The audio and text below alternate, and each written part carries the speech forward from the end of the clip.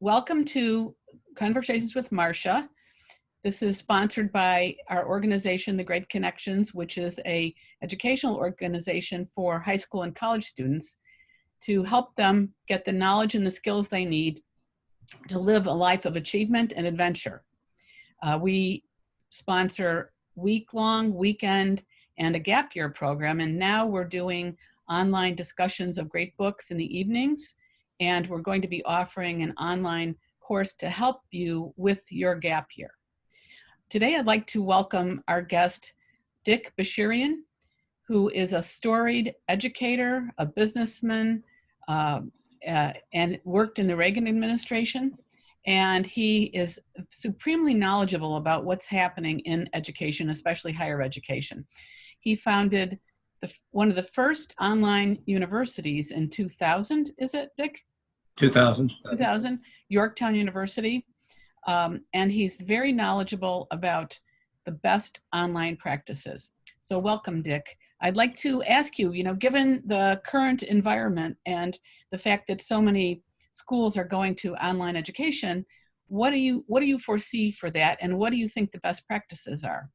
Well, as you know, because of the COVID-19 pandemic, most classes are been canceled, and universities and colleges and high schools are moving online.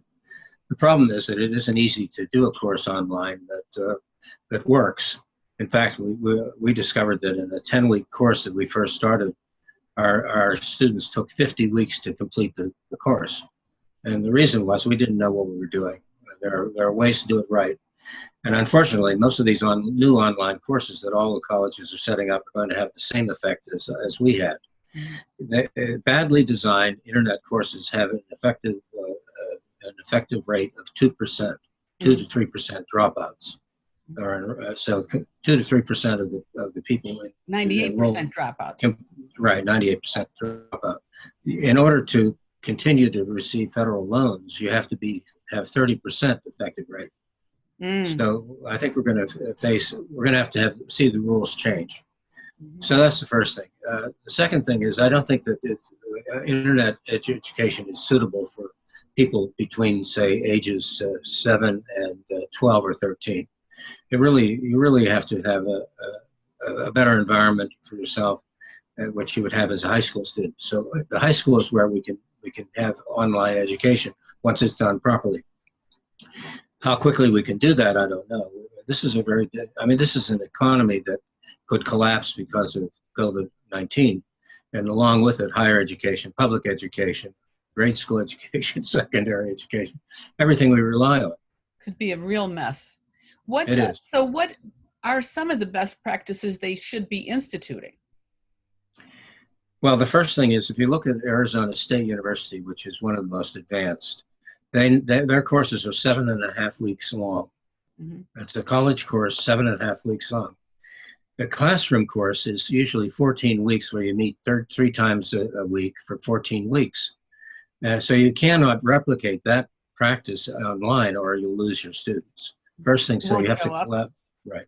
Yeah. Well, no one will do it. Secondly, it's all on who wants to look at a computer monitor for 14 or 16 weeks?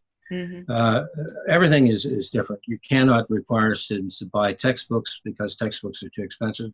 All of your reading materials have to be online. You also have to monitor student participation and faculty participation. You'll find that students don't show up, and then they try to take the exam and fail. So that's another thing. There are a lot of things. The real problem is that most teachers want to tell you everything they know. And so if I'm teaching a course of constitutional law, I want you to know everything I know about common law. And that destroys the efficacy of internet education.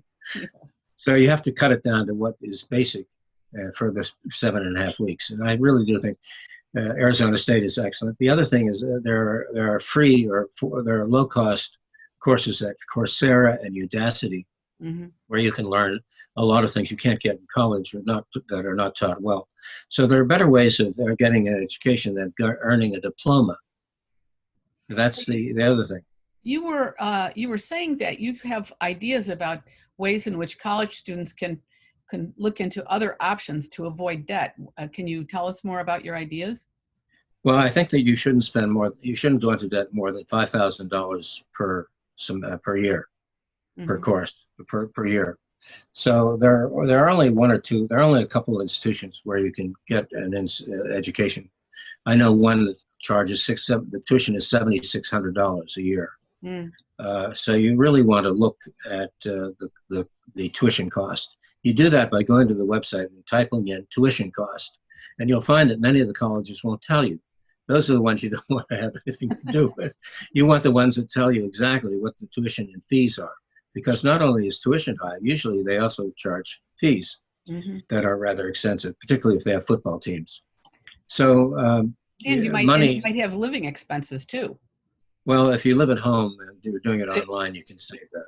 Right, but if you go somewhere to go to school, you're Oh, spending your living expenses too. right. What Absolutely. about the fact that some colleges have such great reputations? They're better places to go to get a start in life. How much credibility is behind that?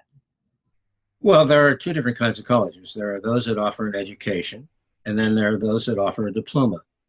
And they're not necessarily diploma mills, but they offer diplomas in courses that are not associated with an education. So you can learn how to program a computer. You can learn very practical things, and and that is what you would do if you wanted to get a job. Mm-hmm. But if you wanted to get an education, then you want to go to maybe a research university, the University of Chicago, University of Pennsylvania, Mm-hmm. and so forth and so on.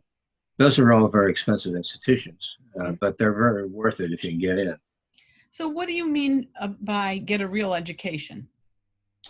Well, that the real education means that you study the history of the West, history of American culture, history of American government, economics, all the subjects that are valuable in terms of knowledge, as opposed to doing certain things. Mm-hmm. If I wanted to learn to drive, I don't need to get an education, a college degree. In fact, I remember when I was in school, they had something called home economics, and Mm-hmm. also had something called workshop, I think. Shop. So I'm workshop. Yeah. And I really thought that in those days, a woman who was going to get married needed to have home ec and learn how to cook and learn the very other things related to home maintenance and management. Mm-hmm. And I needed to learn how to make things, use a ruler, how to use a plane saw, and so forth. Those are very practical skills, and they came and I took them at a time when I needed them. Now, when I was in college, I didn't need that. I needed more knowledge-oriented courses. You have great books programs which read the history of the great literature of the West, and you also then have subjects in disciplines like political science, economics, history, and so forth. Mm-hmm. So you're saying that to get an education where you have the knowledge and the broad understanding of how we got where we are, what makes the world run, and what you should do with your life, you really need to have what used to be called a liberal arts education. Right. Nowadays, it's not exactly what they're calling liberal arts. Isn't the same as what we're talking about right now. No, now we have liberalism. Well, they took in over other words, indoctrination and an ideology, which makes up a good part of education.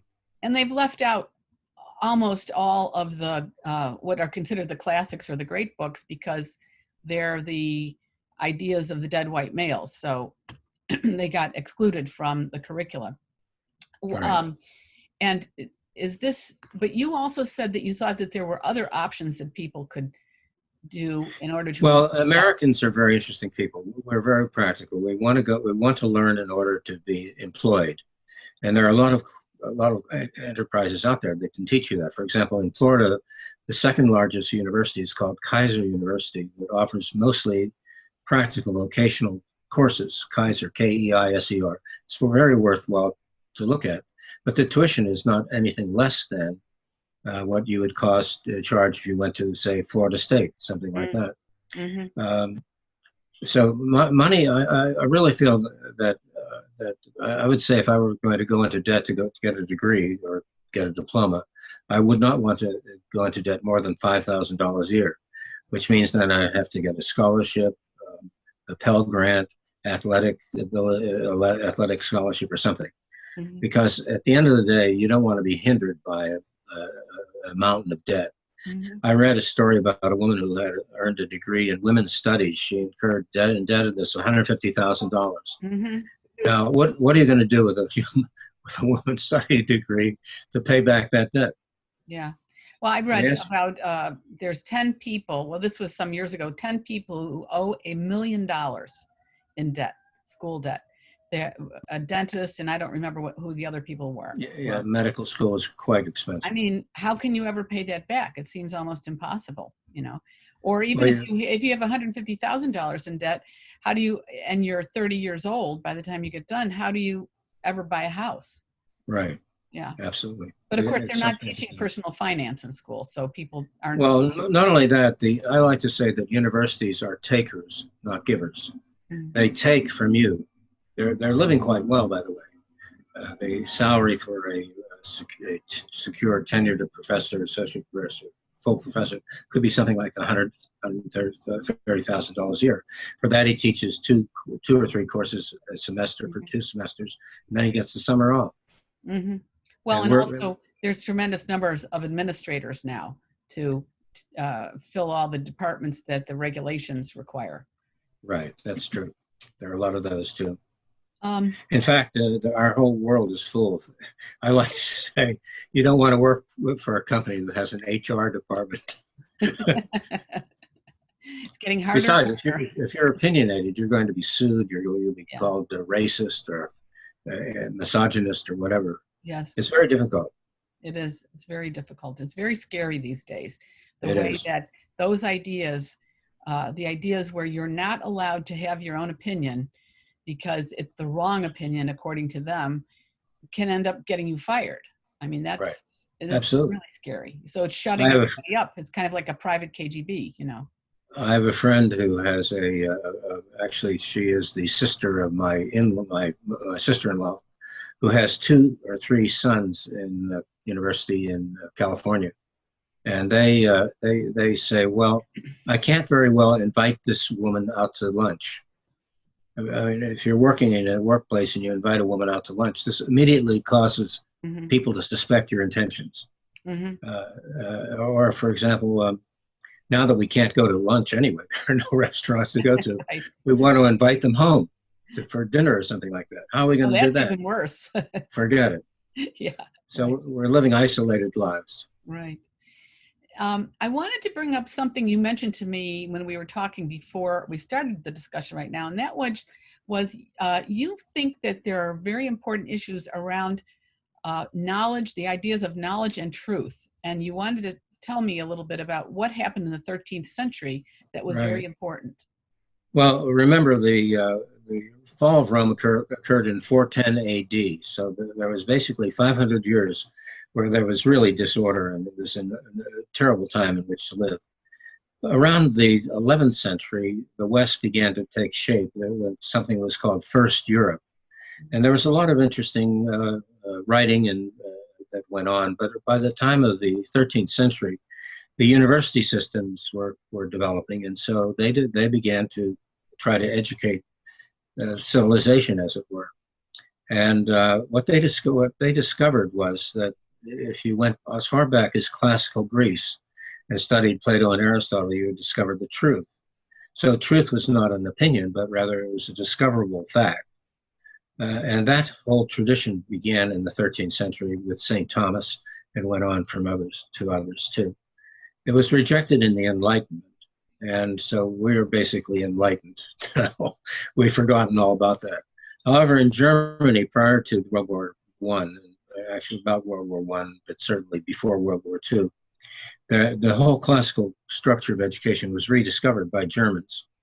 So you had Bruno Schnell and Eric Vogelin, Leo Strauss, and others who were able to go back to these classical texts and extract from them the knowledge that was lost from, say, the 14th century when Columbus sailed the ocean blue to 1776 when we declared our independence. So the West has gone through a lot of trials and tribulations, but there was the beginning of a recovery prior to World War II that is still extant in certain places, but not many. Mm-hmm. There are about 24 colleges, I believe, have not lost that insight. That many. I'm surprised. I mean, I only know about the St. John's in Annapolis and Santa Fe. University of Chicago still has some of it. St. Thomas Aquinas. And you also mentioned another school I hadn't heard of online. There's one one in Cromwell, Connecticut, by the name of even forgotten the name of it. But Columbia University still has a core curriculum that was established back in the 30s, and is still there, even though it's taught not by people who support it much. Yeah. So, but if you really wanted a good degree, you could go to Columbia and go through their core curriculum and learn stuff that you wouldn't ordinarily get, no matter what your teacher taught. Mm-hmm. So there are some places to go. You know, Hillsdale was one. Go ahead. You could go to Hillsdale College. Hillsdale, yes. And the problem is that see, most knowledge is gained in cities, and I don't know. I went to Hillsdale once or twice, but I prefer Palo Alto, California, or New York City or Washington D.C. rather than some small backwater town where they serve wine in plastic cups. that is a problem for Hillsdale because it's isolated. They're in the middle of Michigan. Yeah. One very wonderful development that's happened, which a lot of people don't know about, but I've been involved in, is a company called Online Greatbooks, whose founder has found a way to run online wonderful discussions of the great books, starting with the Iliad in the same order, for example, as they do it in St. John's, the historical order. And he's got thousands of people signed up now, involved in the discussions. It's really quite a marvel. And it's online. It. Pardon? Online. Yeah, I recommend it to anybody who'd like to get a classical education without having to spend thousands of dollars going to Columbia. Right. Absolutely. I taught at the University of Dallas for 3 years. Mm-hmm. One of my colleagues there was a fellow named Friedrich Blumsen, who was a natural law scholar, a Thomist. And he refused to teach the great books, he said, because I know the truth and I'm going to teach that. Some of us have gone beyond the great books and would like to tell you what we know. Sure. But certainly to study the great books is a great gift if you can do it. And you don't need to go to college to do that, as your friend who started this online program can attest. Well, and the thing is, once you've studied those books, you have a really strong foundation for learning so many other things, because they've influenced so many other writers. So even the modern day writers are influenced sometimes without even realizing it. Just by the way our concepts are formed. I mean, people don't realize that we take for granted, for example, the ideas of actual and potential, that something is actual and something is potential, but most people don't realize that Aristotle was the one who discovered those ideas and solved the problem of Heraclitus and Zeno, so. And that's a very important period. They call that the PreSocratic Era. In fact, there's an essay of mine on that at Vogel & View. Type in Vogel & View and then my name, spell my name. You can see an essay on what I think it's called Cosmological Truth. And that examines the pre-Socratics. All those people were extremely important. A very interesting period of time in classical Greece. Amazing people. Right. What they figured out with almost no technology. Right. No.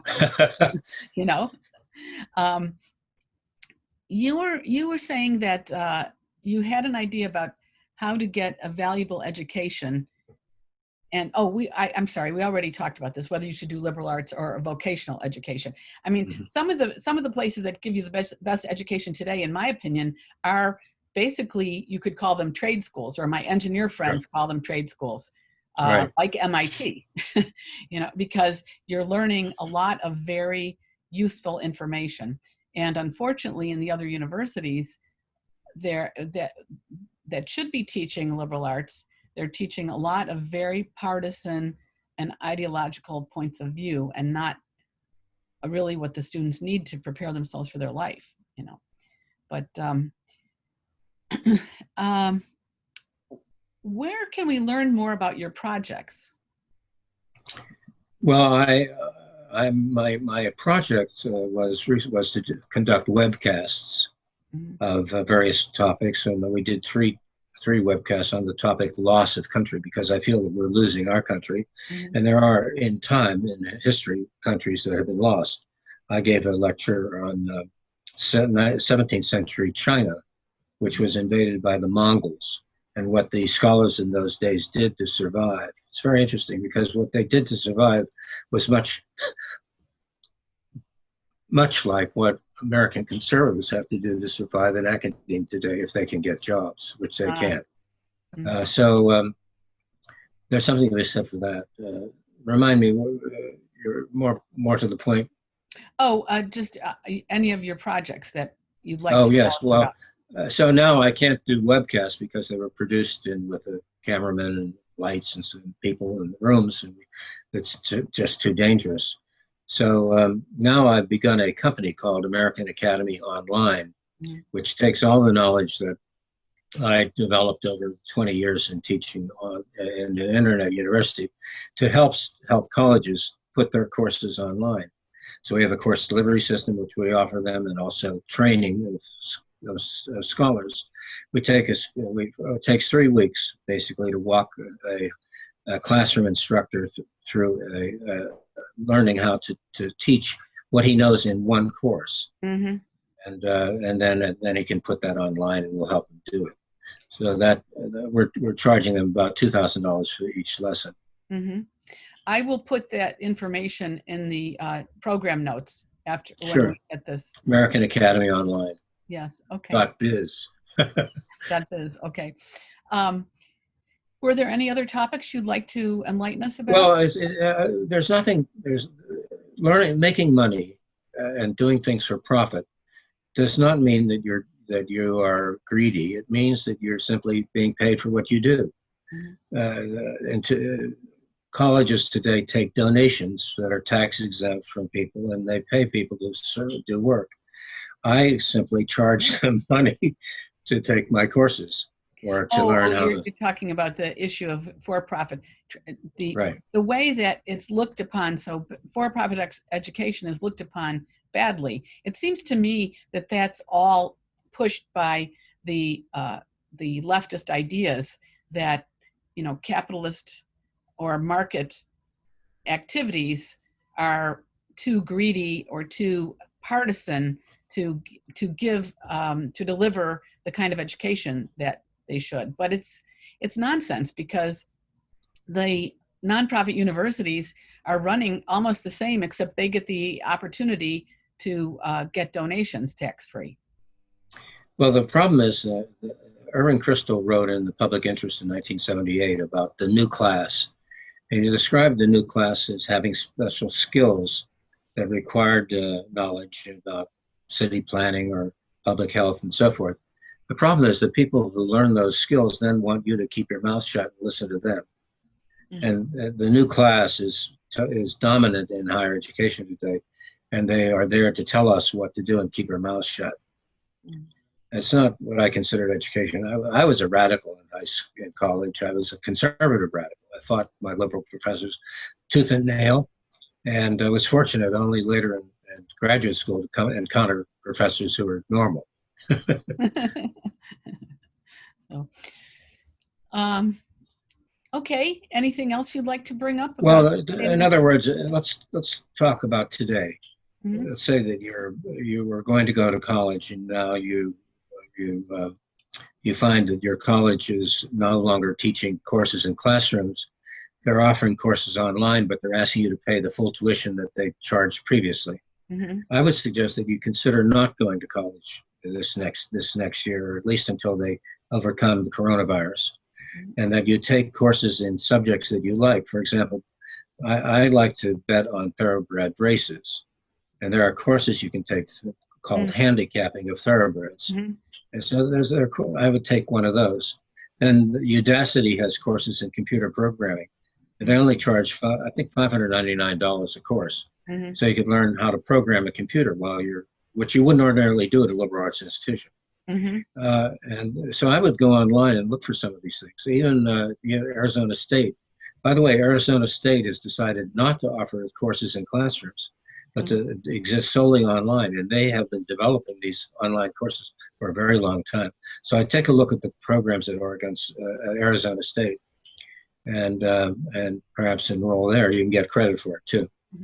There are a lot of students taking gap years, and so your advice is really valuable for them, because I know that they're casting about for, well, what should they do during this year? They realize it is not worth spending the money to go to an online school that doesn't know what they're doing. Well, if you have any ability, for example, some relatives in my wife's family have artistic ability. I would paint. Take time to learn, paint, learn from painting. And, or what are the other things you can do? You can invest. I mean, if you take $500 and invest it in the stock market and study the stocks that you invest in, that's a creative thing to do. There are a lot of things. Be yourself. So spend the time learning skills and knowledge about things that you're interested in and that might be useful to you after you start work. You don't need a degree, really, to advance in life unless you want to work for the government or you want to become a teacher. So if you're out there working, if you have an ability to sell things, let's say, I remember when I was a freshman in high school, I really liked Fords. And so I went to a Ford dealership and asked if I could sell them, become a salesman for Ford.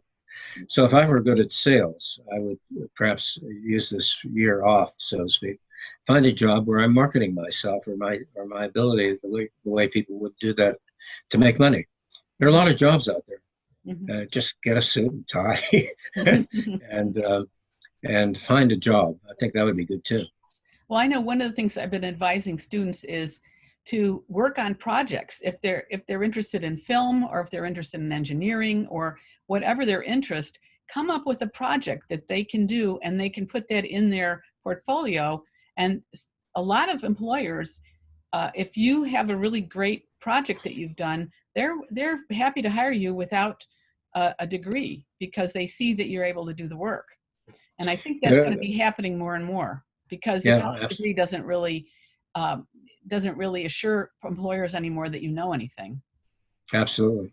No, I mean, think of all the people on television and predicting the weather. They studied the weather, but they also have interesting personalities, and they're telling you stories about the weather and currents and so forth. I have a very good friend who watched nothing but the Weather Channel. And I asked him, why did you do that? He said, well, I find it interesting. So I think that, weather, if the weather is interesting to you, learn about weather forecasting. Many of the colleges in journalism really emphasize how to do on-camera reporting. So if you're blonde and good looking, you may want to consider something like that. So you don't have to go to school to learn these skills. They try to be creative in coming up with ways in which you can learn valuable skills you can use later. So. Absolutely. But we do have a crisis on our hands. The coronavirus is disrupting all of our normal ways of life. I mean, think of all the high school, college kids who wanted to go off and play football for some football team because they had hopes to become a professional football player. They will do nothing this year. And maybe even next year. Keep themselves in shape. I know. All right. That's right. Well, that's easy enough. Peloton. Yeah, Peloton. But you have to buy it. What was I just thinking about? Lost my train of thought. Sorry. Sure. But anyway, thank you very much. Really appreciate all your knowledge.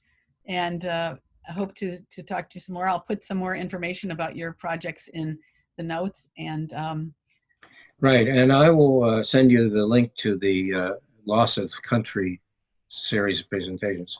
We talk about China in 17th century, loss of France. I'd love to read that. And the loss of Poland. Yeah, I'd love to read that. One thing that might come out of all of this is if the colleges end up really being disrupted by the kids deciding not to go, because then they're going to have to reorganize themselves, and that might be a good thing. Well, there 1,000 colleges will go out of business. That's my prediction. Yeah. We have 4,000, so we'll have 3,000 left. But the 1,000 are gone. No, goodbye. See you later. Yeah, exactly. All right. All right. Thanks Thank you again. very much.